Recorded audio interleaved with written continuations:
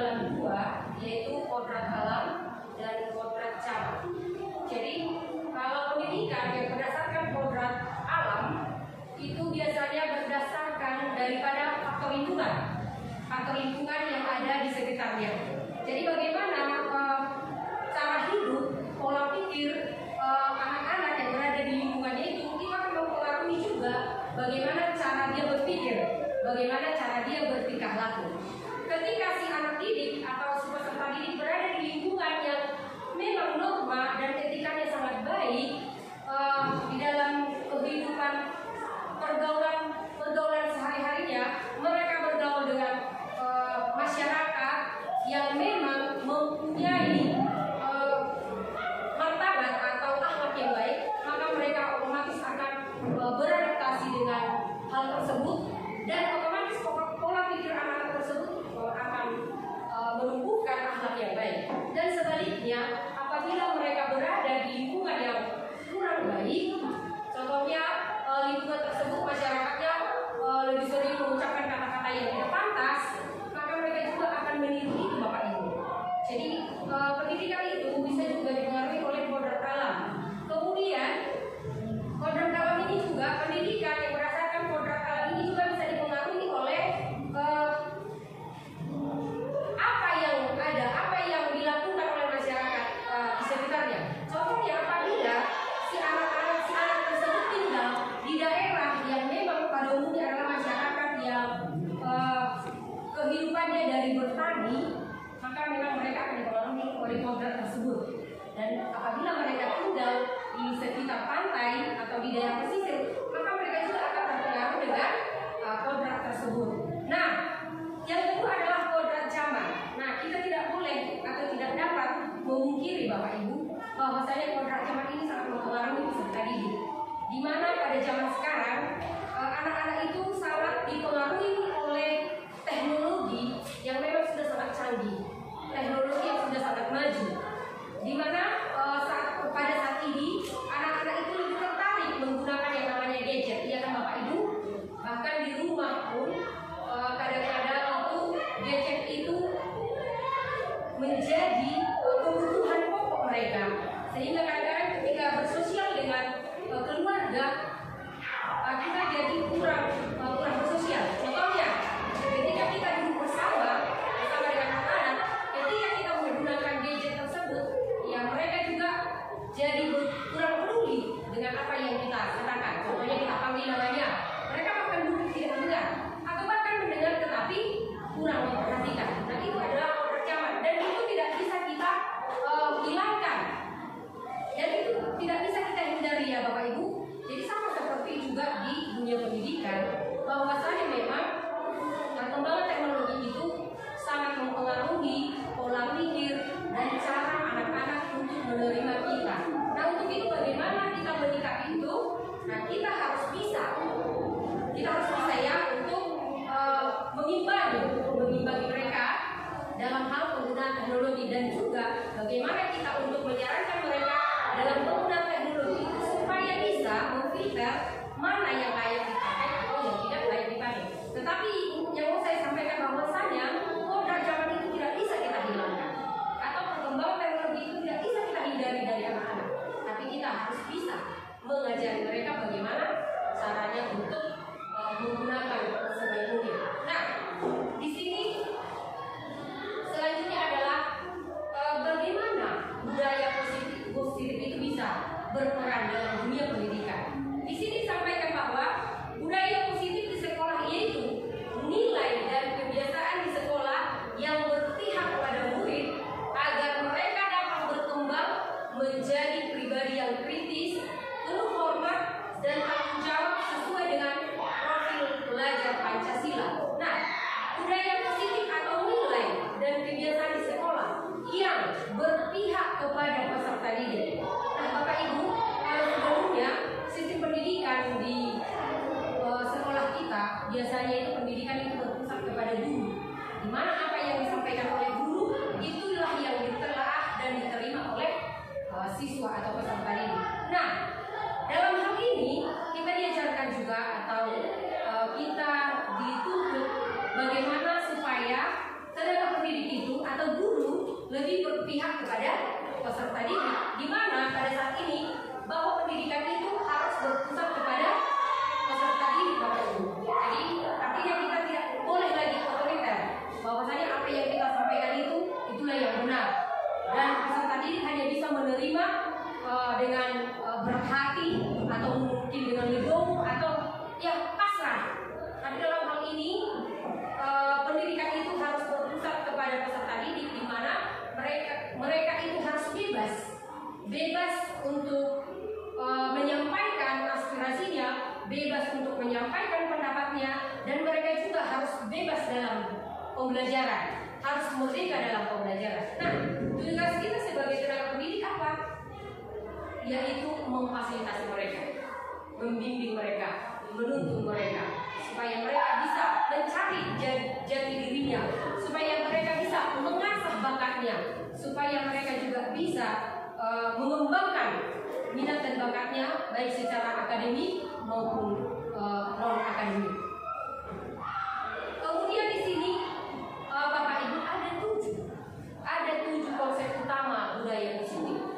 Ini yang perlu harus kita ingat dan harus kita pahami. 7 konsep utama budaya positif itu, yang pertama adalah perubahan paradigma belajar. Yang pertama adalah perubahan paradigma belajar, kemudian ada disiplin positif, kemudian yang ketiga ada kebutuhan dasar manusia, yang keempat adalah motivasi perilaku manusia, dan yang kelima adalah restitusi atau posisi kontrol guru, yang keenam keyakinan kelas, dan yang ketujuh adalah segitiga restitusi. Seperti apa ini? Ketujuh konsep utama budaya positif. Mari kita lihat Bapak Ibu. Yang pertama adalah perubahan paradigma belajar. Perubahan paradigma belajar. Nah, dalam membangun budaya positif, sekolah dapat menyediakan lingkungan yang positif, aman dan nyaman agar siswa mampu berpikir, bertindak, dan menciptakan dengan merdeka, mandiri, dan bertanggung jawab. Nah, di sekolah kita ini sudah mulai dilakukan. Bagaimana itu membangun budaya positif melalui sekolah yang dapat menyediakan lingkungan yang positif juga. Contohnya apa itu Bapak Ibu? Nah, di sekolah kita ini kan sudah banyak juga kegiatan-kegiatan akademik, kegiatan-kegiatan ekstrakurikuler, di mana siswa atau peserta didik diberikan kesempatan untuk mengasah bakat, menunjukkan talenta mereka, menunjukkan apa yang mereka, potensi apa yang mereka miliki. Nah, lingkungan sekolah juga harus menyediakan fasilitas apa yang bisa digunakan oleh peserta didik dalam menggali potensi dan kemampuan mereka. Kemudian yang kedua di sini, disiplin sangat berkaitan dengan kontrol guru terhadap siswa. Disiplin sangat berkaitan dengan kontrol guru terhadap siswa. Nah, Bapak Ibu, sekarang ini memang sangat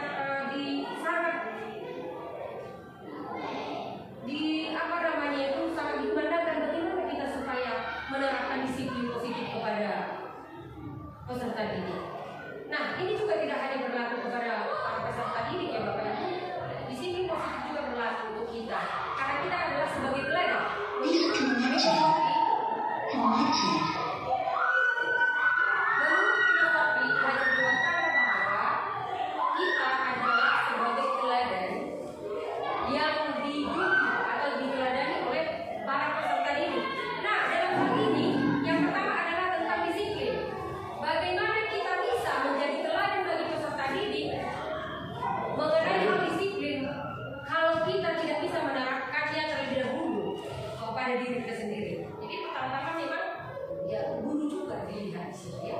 Bagaimana contoh menjadi peserta didik yang memiliki disiplin, karena memang saat ini kita sangat prihatin banyak peserta didik sekarang yang sudah memang jauh dari kata disiplin.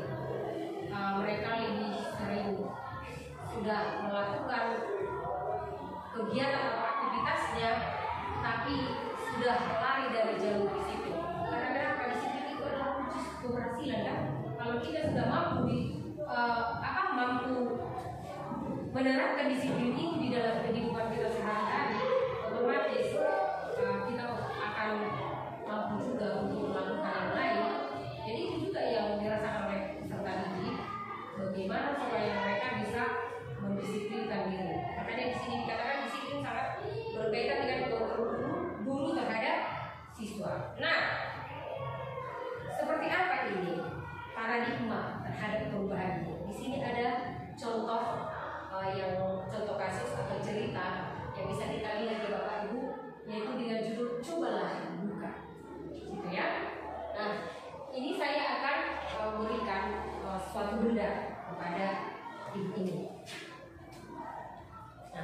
dalam hal ini si B atau ibu ini akan penasaran dengan apa yang ada di dalam genggaman ibu ini.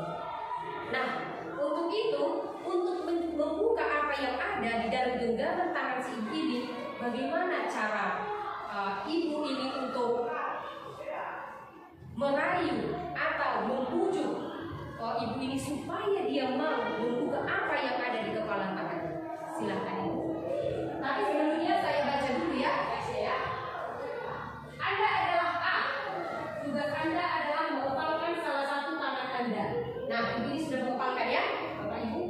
Coba Anda bayangkan bahwa Anda menyimpan sesuatu yang sangat berharga di dalam kepala tangan Anda. Anda perlu menjaga benda tersebut sekuat tenaga. Karena begitu pentingnya untuk kehidupan Anda. Jadi dia bertahan ya untuk mengepal. Kemudian tugas si B, tugas ibu ini adalah mencoba dengan segala cara untuk membuka kepala tangan tersebut supaya dengan cara ya, kepala tangan dengan cara apakah dia harus membujuk atau apakah dia harus menghardik atau apakah dia harus mengintimidasi atau memarahi atau bahkan menggoda, menggelitik, bahkan menawari uang, sejumlah uang agar ibu ini bersedia membuka kepala tangan tersebut. Nah, begitu. Silahkan masuk. Boleh saya lihat apa yang ada di tangan kanan ibu? Tidak bisa. Bisa nggak bisa bu? Tapi ini kan teman. Hal yang paling penting dalam hidup saya. Sebentar saja. Boleh saya lihat? Tidak bisa. Atau gini bu, nanti kita akan bahas dulu dari sini. Tetap tidak bisa bu. Ini sangat terkait. Sebentar saja, hanya saya saja punya tahu. Tidak bisa. Ayo bu, boleh saya minta bu? Kemarin ibu minta sesuatu sama saya kasih. Itu beda, minta yang lain. Ayo bu. Atau gini bu, saya kasih penawaran. Saya kasih penawaran ibu ya. Nanti kan ibu kan besok mau ke Solo. Ya, teman ibu kan. Kemarin ibu ada janji. Biar ibu saya temani. Enggak tahu ah, enggak apa-apa lagi. Jadi siapa yang temani ibu? Enggak apa-apa lagi ini. Benar bu. Ya. Tapi besok ibu gak ada punya Enggak mau saya. Bismillah bu. Sabar saja. Ayo bu. Sebentar saja.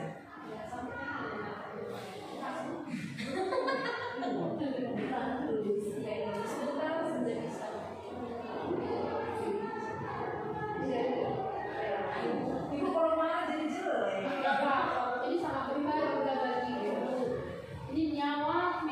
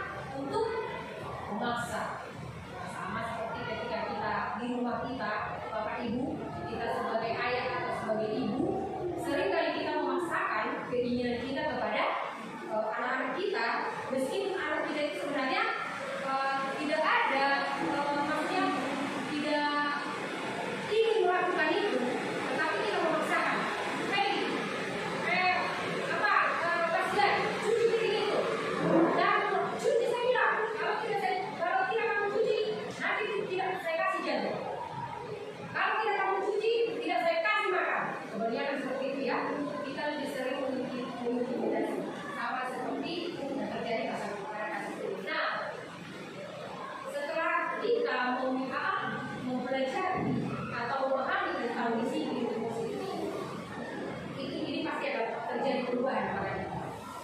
Dengan kita mempelajari disiplin budaya positif ini akan mengubah paradigma kita bagaimana sih sebenarnya budaya positif yang baik yang kita ajarkan atau yang kita terapkan kepada peserta didik kita.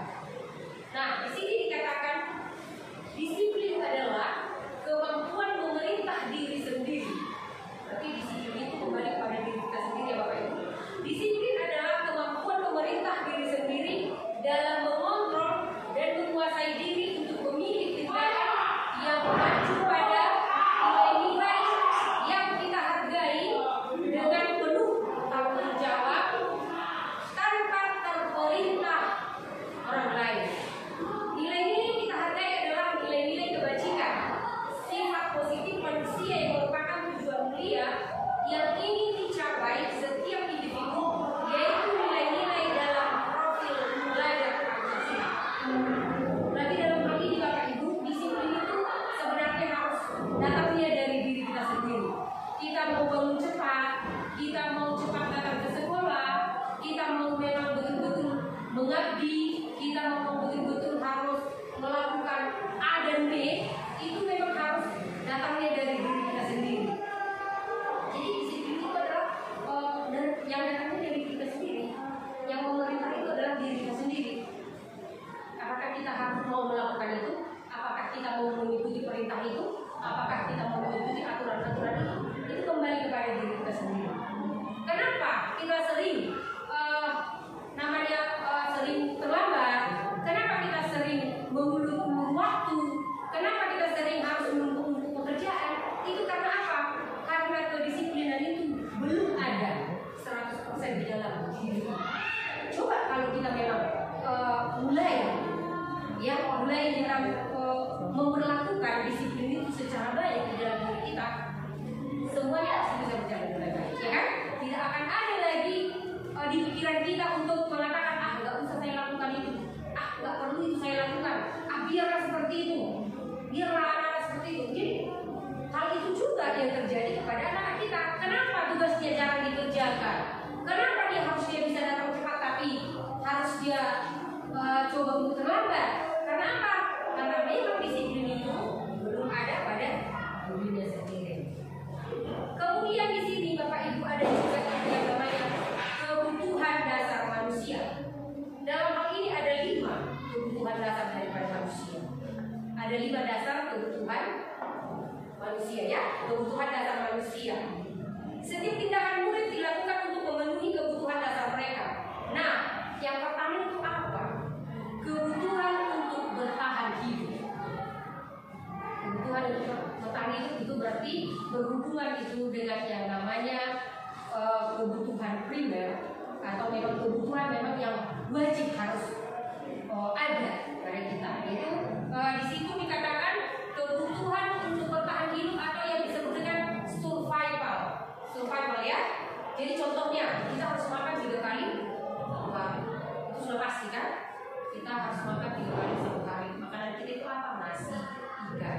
Itu kebutuhan dasar manusia. Kebutuhan untuk bisa bertahan di hidup. Kemudian kebutuhan akan cinta dan kasih sayang. Pasti. Semua manusia pasti butuh, termasuk peserta didik kita juga butuh cinta dan kasih sayang. Kemudian kebutuhan akan kebebasan. Siapa sih yang tak butuh kebebasan? Tetapi kebebasan yang terkontrol oleh Bapak Ibu. Siapa yang tidak butuh kebebasan? Kemudian kebutuhan akan kesenangan. Siapa yang tidak butuh kesenangan? Saya senang bergadget, saya senang main ini, itu kan kesenangan ya. Dan kalau misalnya kesenangan kita itu ya jangan sampai ditekan atau jangan sampai tidak diperbolehkan, tetapi kesenangan yang terkontrol ya. Kemudian ada kekuasaan atau power. Semua orang pasti memiliki kekuasaan, menginginkan kekuasaan. Kekuasaan yang seperti apa? Ya kan? Jadi ada 5 di sini kebutuhan dasar manusia, yaitu kebutuhan untuk bertahan hidup, kebutuhan akan cinta dan kasih sayang, kebebasan, kesenangan dan kekuasaan. Seperti apa? Nah, di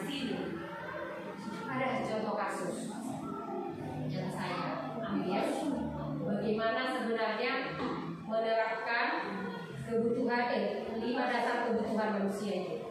5 dasar kebutuhan manusia tadi ya.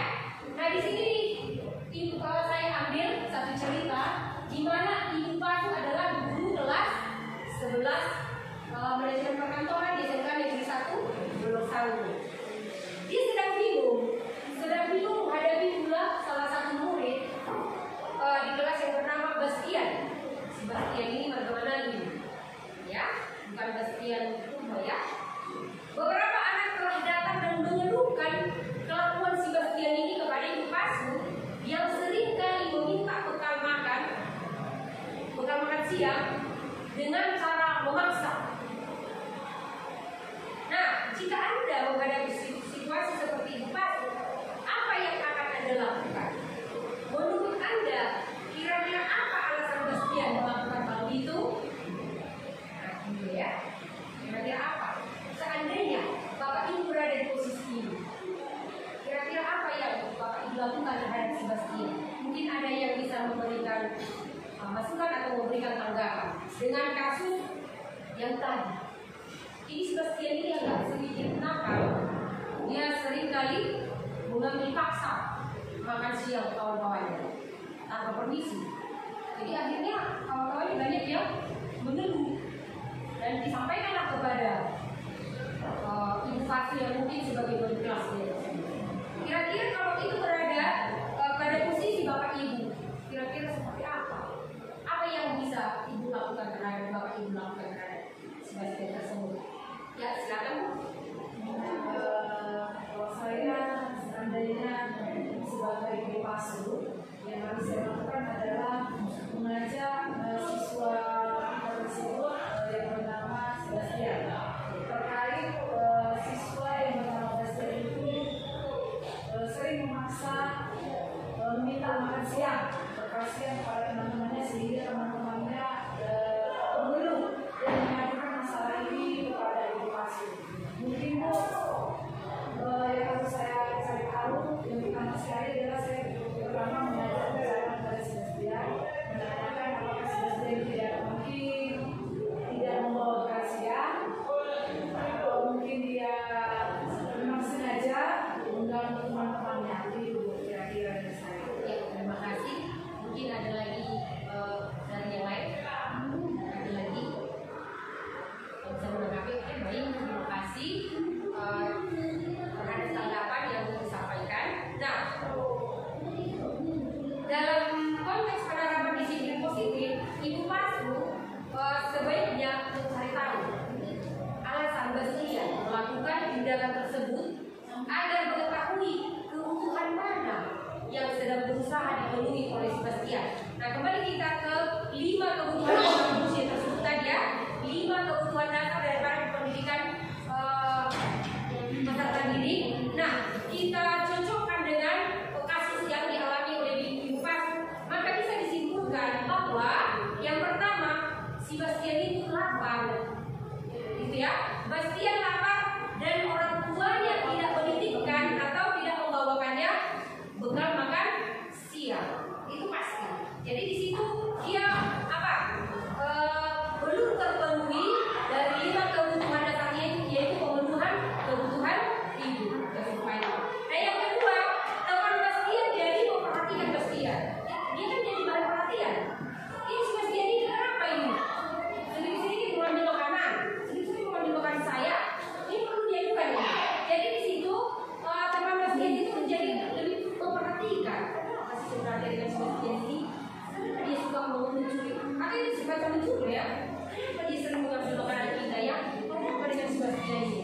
Nah, jadi di situ bisa dikatakan ya kebutuhan akan kasih sayang. Dia seperti cari perhatian. Ketika dia mengambil makanan itu, dia kan sebenarnya cari perhatian. Nah, jadi di situ seperti dia membutuhkan kasih sayang. Mungkin di rumah dia kurang terpenuhi, akhirnya di sekolah dia. Kemudian Bastian merasa hebat karena temannya jadi takut. Ketika si Bastian mengambil makanannya, teman-temannya ketakutan. Jadi di situ dia menunjukkan kekuatannya, menunjukkan powernya. Kemudian yang keempat, Bastian merasa bosan dengan bekal yang diberikan. Jadi kalau dikatakan bosan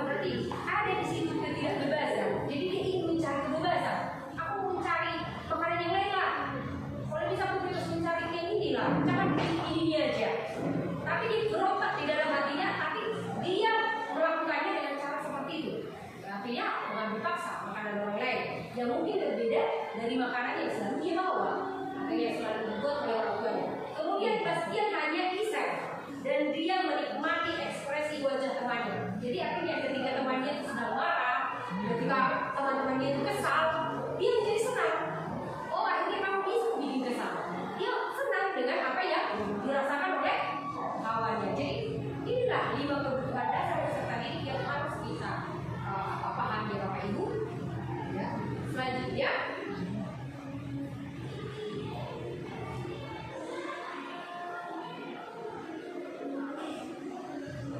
apa yang menjadi dasar teori motivasi perilaku daripada manusia? Di sini ada 2. Ya, teori motivasi perilaku manusia ada 2. Yang pertama itu adalah motivasi intrinsik, ya, yaitu motivasi yang berasal dari dalam diri kita sendiri. Yang kedua adalah motivasi ekstrinsik, yaitu motivasi yang berasal dari luar dari diri kita sendiri. Nah, motivasi intrinsik ini adalah motivasi yang berasal dari dalam diri kita sendiri. Ini sebenarnya jauh lebih kuat, mempengaruhi kita apabila kita bisa, ya, memotivasi diri kita sendiri untuk melakukan A, melakukan B, melakukan C. Motivasi intrinsik itu jauh lebih kuat daripada motivasi ekstrinsik. Kenapa Bapak Ibu? Motivasi intrinsik itu adalah kesadaran diri kita untuk melakukannya. Saya mau nggak terlambat, saya mau makan teratur, saya mau juga tugas saya harus saya selesaikan dengan tepat waktu. Itu adalah motivasi dari dalam diri kita sendiri. Artinya dengan kesadaran penuh, peserta didik mau mengerjakan, melakukan apa yang menjadi kewajibannya. Nah, sedangkan kalau motivasi ekstrinsik itu motivasi yang berasal dari luar dirinya sendiri, apakah dari orang tua, apakah dari peserta, dari guru, apakah dari teman-teman. Tetapi dalam hal ini motivasi ekstrinsik ini kurang kuat itu mempengaruhi kita. Karena apa? Kadang-kadang kita mau melakukan itu hanya karena keterpaksaan. Nanti kamu tidak kamu kerjakan PR-mu, kata gurunya, saya akan kasih kamu nilai 50. Akhirnya dia dengan terpaksa, peserta didik dengan terpaksa mengerjakan tugas. Nah, kalau yang namanya kata terpaksa, biasanya itu tidak akan dikerjakan itu secara rutin. Dia akan mengerjakannya kadang-kadang, karena takut dengan ancaman, atau mungkin digini-gini. Nanti kalau kamu kerjakan PR-mu, saya kasih nilai 100. Nanti kalau kamu tidak datang terlambat lagi, saya kasih kamu nilai ini, saya berikan kamu ini. Nah, itu adalah motivasi ekstrinsik dan itu tidak permanen. Kalau bisa saya katakan, itu tidak permanen itu di dalam diri kita. Kenapa? Karena itu adalah keterpaksaan. Bagaimana supaya kita menerima atau mendapatkan sesuatu. Sedangkan kalau motivasi yang berasal dari dalam diri kita sendiri, itu adalah kesadaran diri penuh. Jadi kita berharap memang motivasi intrinsik ini atau motivasi dari dalam diri kita sendiri harus lebih banyak mempengaruhi kehidupan kita, kehidupan peserta didik. Itulah dia teori motivasi perilaku manusia. Selanjutnya adalah hukuman dan konsekuensi. Nah, sebelum saya paparkan lebih lanjut, mungkin ada di antara kita yang bisa membedakan sebenarnya apa itu hukuman dan apa itu konsekuensi. Gimana perbedaannya? Bukankah hukuman dan konsekuensi itu sama? Atau mungkin berbedakah itu? Ada Bapak Ibu yang bisa memberikan masukan? Kira-kira hukuman itu apa? Kalau konsekuensi itu apa? Ada?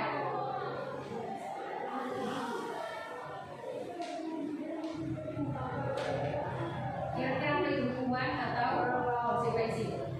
Boleh aja dikasih aja masukannya, nggak ada yang salah di sini. Semua benar. Kalau boleh sedikit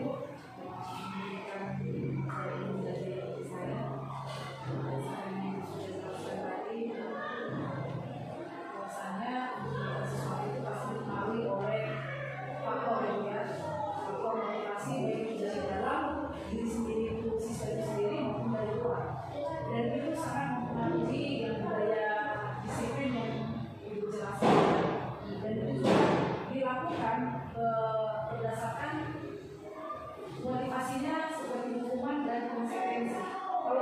biasanya ditemukan dia bersifat sanksi dia hukuman, ada sanksinya. Nah, sedangkan konsekuensi dia karena kesepakatan. Artinya sebuah sikap yang dilakukan itu dilakukan berdasarkan kesepakatan kedua belah pihak. Nah, sedangkan kalau hukuman dia dilakukan dan tidak dilakukan karena adanya sanksi. Terima kasih masukannya, itu sangat luar biasa. Ada lagi yang lain Bapak Ibu? Ya silakan. Oke, terima kasih Bu. Kami perbedaan hukuman dan konsekuensi. Nah, kalau hukuman itu tindakan yang dilakukan dengan tujuan untuk menghentikan perilaku si siswa supaya jangan terulang lagi. Jadi hukuman itu bisa diberikan berupa hukuman fisik, verbal, bisa juga hukuman berupa seperti teguran, seperti yang tadi dikurangi, memberikan ejekan ke siswa seperti itu. Sedangkan kalau konsekuensi itu hasil kesepakatan kita, keterlibatan antara guru dengan peserta didik. Kalau kita sudah pernah membuat keyakinan, jika kita melanggar keyakinan itu akan mendapat konsekuensi yang dilakukan siswa dan itu sudah disepakati seperti itu. Terima kasih Bu. Terima kasih untuk masukannya, sangat luar biasa Bapak Ibu yang memberikan masukan. Ya, hukuman dan konsekuensi, hukuman berbeda, hukuman berbeda. Walaupun itu harus menerima ganjaran dari apa yang mereka lakukan.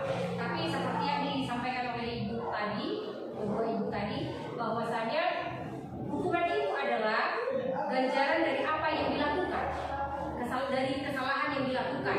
Contohnya, tidak mengerjakan tugas, tidak mengerjakan PR, maka dia akan apa? Disuruh keliling oleh guru.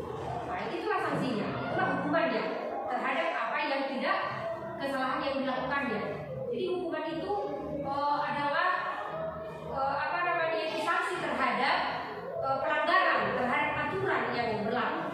Nah, seperti yang saya bilang tadi, contohnya terlambat datang ke sekolah, biasanya itu dihukum dengan cara berdiri, tidak boleh duduk ke dalam barisan, atau mungkin membersihkan sampah-sampah yang ada di lingkungan sekolah. Itu adalah bentuk hukuman. Sedangkan kalau konsekuensi adalah dari apa? Sanksi dari kesepakatan yang telah disepakati. Nah, seperti di kelas kita masing-masing sudah diketahui Bapak Ibu kesepakatan kelas. Nah, di dalam kesepakatan kelas itu jika ada yang ribut, dan seperti itu ya, tidak boleh ribut. Nah, konsekuensinya kalau ribut seperti apa? Gitu ya. Atau ada ini teh, ini yang ditumpahkan secara tidak sengaja, ya kan? Secara tidak sengaja sebenarnya, ataupun secara sengaja. Konsekuensinya apa? Maka dia akan membersihkan atau mengeringkan apa yang dilakukan. Jadi di sini saya beri contoh ya. Ada beberapa contoh mana dia yang menjadi hukuman dan mana dia yang menjadi konsekuensi. Nah, di situ yang pertama, mencatat 100 kali di dalam buku kalimat, saya tidak akan terlambat lagi karena terlambat ke sekolah. Itu adalah hukuman. Sedangkan contoh konsekuensi di situ menggantikan kertas teman yang telah dicoret-coret. Ketika ada peserta didik yang mungkin sedikit nakal, dia dicoretin buku kawannya, konsekuensinya apa? Dia harus ganti dengan buku yang baru. Seperti itu ya Bu. Banyak lagi di sini contohnya, yang mana contoh-contoh hubungan dan mana contoh yang menjadi konsekuensi ya. Selanjutnya, nah di sini ada ikut di situ perbedaan antara hukuman dan konsekuensi. Kalau dia hukuman, sesuatu yang menyakitkan harus terjadi. Sedangkan konsekuensi adalah sesuatu harus terjadi, membuat anak sakit, itu hukuman. Mungkin secara fisik ya, membuat anak sakit untuk jangka waktu yang lama.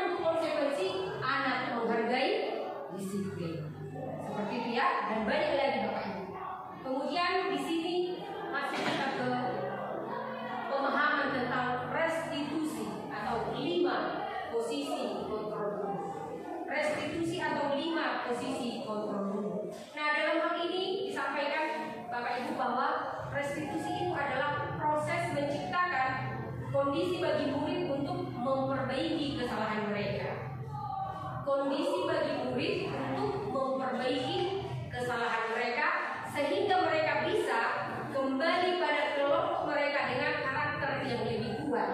Jadi mereka tidak jadi minder, tetapi mereka jadi bisa kembali pada kelompok mereka dengan karakter yang lebih kuat. Nah, apa saja itu 5 posisi kontrol guru? Di sini ada 5 ya Bu, Bapak Ibu. Ada 5 posisi kontrol guru. Yang pertama adalah guru sebagai penghukum. Guru sebagai penghukum. Yang kedua adalah guru sebagai pembuat rasa bersalah. Yang ketiga adalah guru sebagai teman. Yang keempat, guru sebagai pemantau. Sedangkan yang kelima adalah guru sebagai manajer. Nah, bisa kita lihat di sini. Nah, seperti apa itu posisi kontrol guru sebagai penghukum?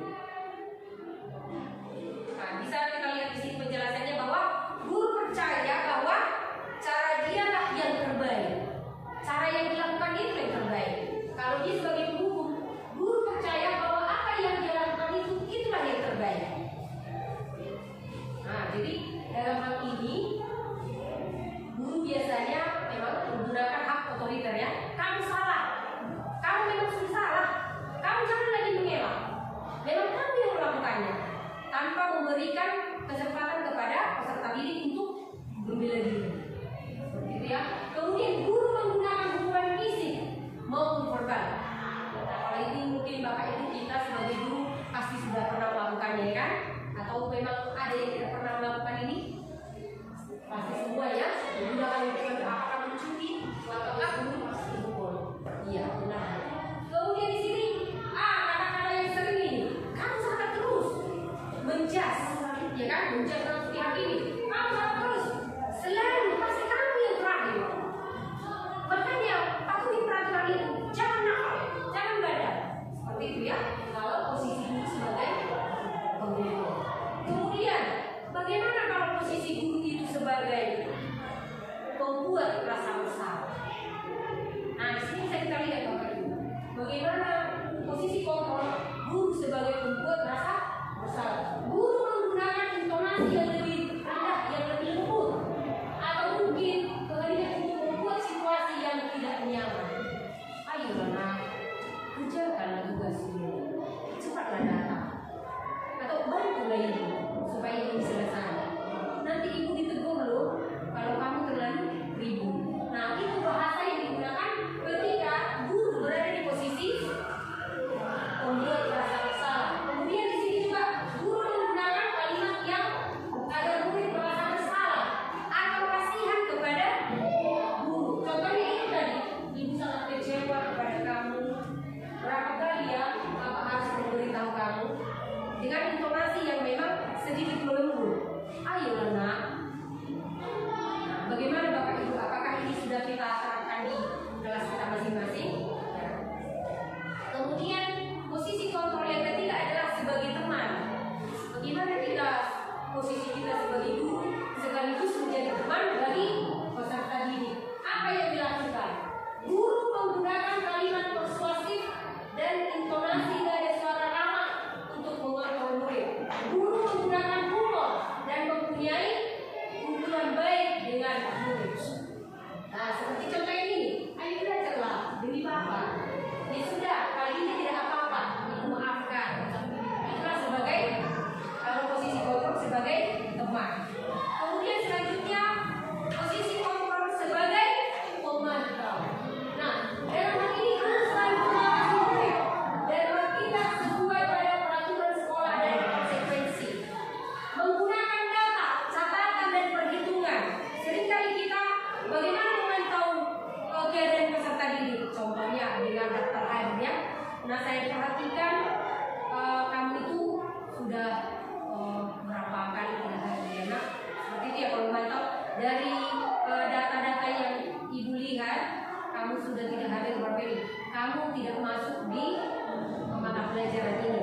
Itu adalah bahwa guru sebagai pemantau ya. Dalam hal ini mungkin wali kelas ini yang bisa melakukan ini. Ada laporan sama saya, kamu sudah berapa kali, kamu sudah sekian kali, seperti itu ya. Kemudian di sini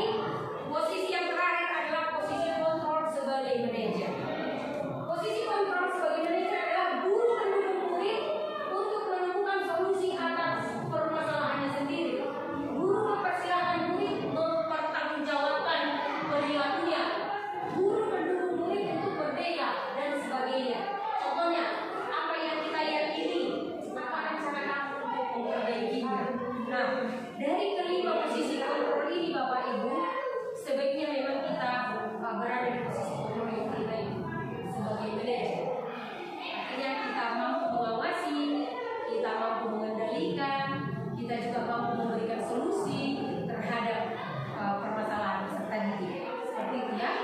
Jadi itu yang kita harapkan untuk sekarang ini, bahwasanya dari kelima posisi kontrol ini, posisi sebagai manajer bisa kita gunakan sebagai guru ya Bapak Ibu. Nah, sebelum kita masuk ke materi selanjutnya, pemahaman selanjutnya, di sini ada video tentang 5 posisi kontrol daripada guru yang bisa kita tonton untuk lebih memahami, untuk lebih memberikan pemahaman kepada kita bagaimana sih sebenarnya 5 posisi kontrol guru itu yang paling baik.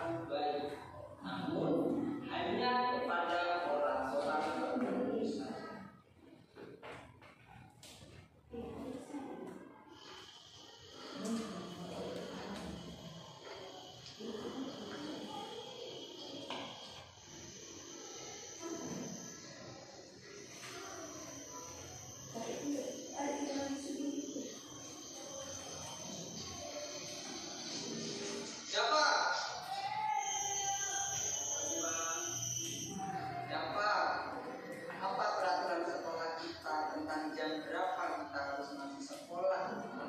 Kita harus di sekolah jam 7, Pak. Ya betul. Sekarang sudah jam 7:20. Ya Pak, sudah tahu konsekuensinya kan? Jika terlambat hadir. Jadi nanti kamu jam 9:30 pas istirahat, kamu harus tinggal di kelas. Kerjakan tugas-tugas tambahan untuk ketertinggalan kamu ya. Baik, Pak. Posisi pemantau mengandalkan perhitungan atau data untuk mengontrolnya. Guru mengarahkan murid berdasarkan peraturan dan konsekuensi. Seorang pemantau menunjukkan bahasa tubuh dan ekspresi wajah yang datar dan cenderung formal.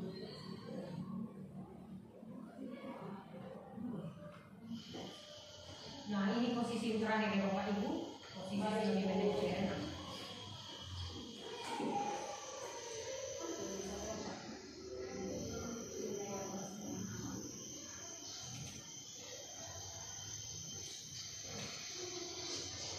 Siapa?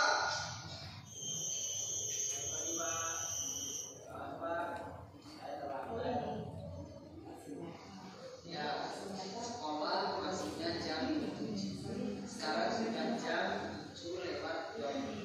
Jadi sekarang bagaimana kita? Pak, saya lupa setelah saya semalam. Baiklah, menurut kamu keyakinan sekolah yang mana yang perlu kamu tingkatkan?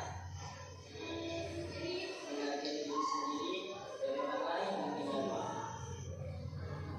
Setuju. Jadi apakah dapat meyakini prinsip saling menghormati tersebut? Iya Pak, saya meyakininya. Bagaimana kamu akan memperbaiki masalah keterlambatan? Saya akan membantu dari pembicaraan saya, Pak. Baik, kalau dapat pembicaraan ada orang yang kira-kira bisa mengingatkan tidak? Ada Pak, mama saya. Ada lagi selain kamu? Selain Kak Budi, ada ibu saya. Baik, jadi yang mengingatkan dapat adalah Kak Budi dan ibu kamu ya. Kira-kira kapan kamu akan memulainya? Setelah sekolah akan segera saya lakukan. Baik, jadi dapat akan setel alarm untuk bangun besok pagi. Dan akan diingatkan oleh kakak dan juga siapa ya. Ada lagi yang mungkin perlu dilakukan dapat agar tidak terlambat memulai. Ya, Pak. Baik, Bapak. Terima kasih untuk kerjasama kamu. Sekarang kami mohon kembali ke kelas. Baik, Pak. Terima kasih.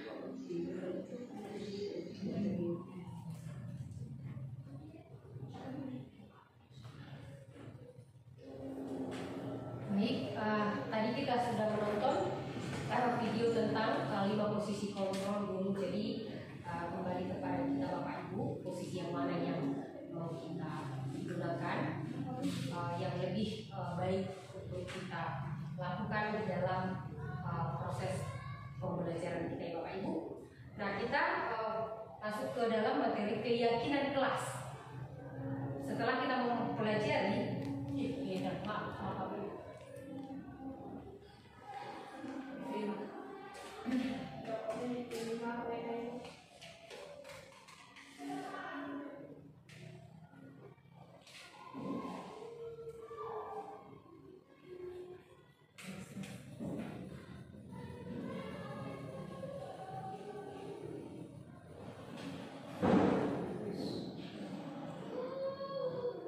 ya, ini adalah tentang segi 3 restitusi ya.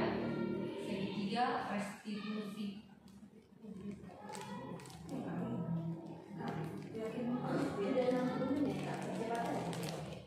Nah, dari situ dapat kita simpulkan keyakinan kelas yang mana yang akan kita pakai. Yang pertama, keyakinan kelas itu apa sih sebenarnya?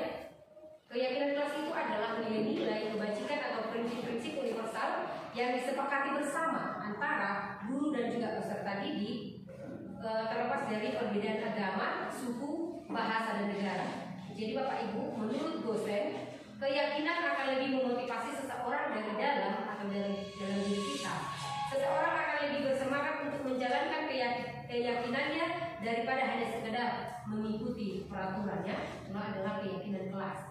Kemudian selanjutnya adalah segitiga restitusi. Nah, segitiga restitusi ini adalah suatu proses dialog atau perbincangan yang dijalankan oleh antara guru, orang tua, dan juga siswa yang dapat menghasilkan murid yang mandiri dan bertanggung jawab. Itu adalah segitiga restitusi. Nah, diagram segitiga restitusi seperti ini ya, Bapak Ibu. Di situ ada dikatakan bagaimana menstabilkan identitas ketika terjadi suatu permasalahan. Bagaimana kita menstabilkan identitas dulu, kemudian bagaimana kita memvalidasi tindakan yang salah terhadap apa yang dilakukan oleh peserta didik, dan yang terakhir bagaimana kita menanyakan keyakinan terhadap siswa tersebut. Nah, yang pertama, bagaimana menstabilkan identitas? Di sini ada salah satu contoh ketika anak membuat kesalahan. Di situ guru berkata, berbuat salah itu hal yang manusiawi. Jadi kalau selama ini kita memperlakukan seperti apa? Kamu sudah salah. Memang kamu sudah salah, bilang aja kamu salah. Jadi kalau di sini kita stabilkan dulu keadaan peserta didik dengan cara bagaimana? Kita pasti pernah melakukan kesalahan. Itu manusiawi. Nah itu dalam prakteknya bagaimana kita memperlakukan mempraktekkan segitiga restitusi itu yang benar ya Bu. Yang pertama menstabilkan identitas dulu. Jadi kita pasti bisa menyelesaikan permasalahan ini. Bapak Ibu tidak tertarik untuk mencari tahu siapa yang benar, siapa yang salah, seperti itu biasanya ya. Bapak tidak perlu mencari tahu siapa yang benar, siapa yang salah. Tetapi Bapak Ibu tertarik atau Ibu lebih tertarik untuk menyelesaikan masalah. Seperti itu. Kemudian di sini ada validasi. Bagaimana cara memvalidasi? Biasanya kata-kata yang kita kalimat-kalimat adalah kamu bisa saja melakukan hal yang lebih buruk, tapi kamu tidak melakukannya kan? Atau kamu pasti punya alasan mengapa melakukannya. Ya kalau selama ini kan tidak, kita langsung menghakimi. Jadi kalau di sini kita harus validasi apa yang penting bagi kamu ketika kamu melakukan itu. Nah, kemudian yang selanjutnya adalah menanyakan keyakinan. Di sini kalimat-kalimat yang kita ucapkan terhadap peserta didik itu apa? Apa nilai yang kita percaya di kelas? Kesepakatan apa yang sudah kita buat di dalam kelas? Dan keyakinan mana yang sudah kamu langgar? Kira-kira seperti itu ya, untuk menanyakan keyakinan terhadap peserta didik. Karena di sini kalau kita melihat kesalahan anak yang utama kita sampaikan kepada peserta didik adalah bagaimana dengan kesepakatan kelas ini sudah kita sepakati, dan apa yang sudah dilanggar dan apa konsekuensinya. Jadi kita tidak langsung menghukum mereka dengan dengan visi atau mungkin menghukum mereka harus lari-lari belakangan, tapi konsekuensi apa yang membuat mereka sadar bahwa apa yang mereka lakukan itu salah, dan mereka harus bisa sadar bahwa pembelajaran apa yang mereka dapatkan dari kesalahan yang mereka perbuat. Seperti itu ya Bapak Ibu. Nah, demikianlah pemaparan saya tentang budaya positif di sekolah. Mudah-mudahan ini bisa kita lakukan secara step by step Bapak Ibu ya. Dan itu butuh proses. Tidak mungkin tiba-tiba langsung bisa terjadi terlaksana di sekolah ini. Tapi itu bisa dilakukan step by step, dan perlu adanya kolaborasi di antara kita, antara guru dan peserta didik, supaya ini bisa terlaksana di sekolah kita. Demikian yang bisa saya paparkan. Terima kasih jika ada kesalahan yang saya buat, dan pasti itu mohon dimaafkan. Terima kasih.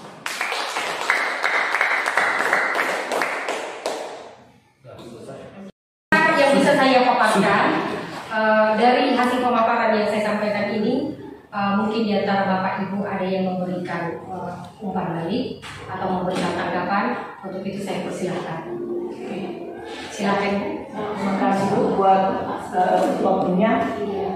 Saya di sini tidak bertanya, saya bukan bertanya, saya juga tidak berkomentar atau mengkritisi, saya hanya memberikan apresiasi Bu.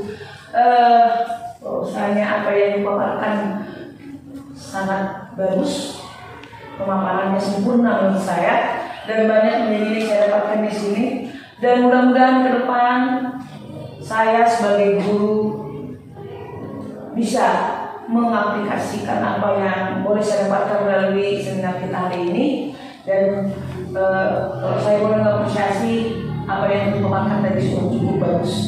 Terima kasih.